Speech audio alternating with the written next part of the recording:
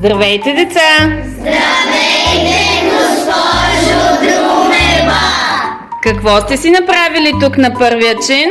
Великденска градина от яйчени черупки. О, много интересно! И какво сте сложили в почвата? Семена. И какво ще ги правите сега? Ще ги поливате и ще чакате да покълнат ли? Да. Добре. А защо ги направихте?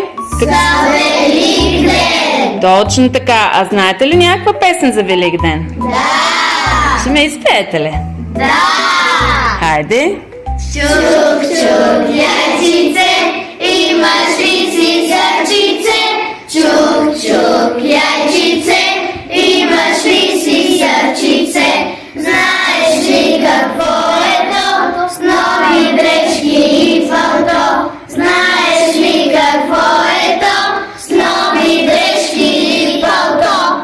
Чук, чук, яйчице, имаш ли си сърчице?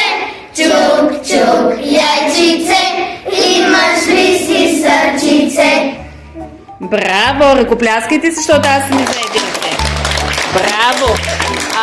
Много ми хареса и вашата песен, много ми харесаха и вашите великденски градинки.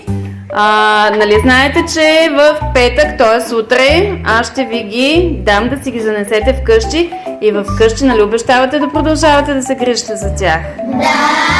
Добре, и който иска, може, когато наистина покълнат семенцата, да помолите вашите родители да снимат и да ми изпратят, за да видя и да се зарадвам и аз, нали така? Да!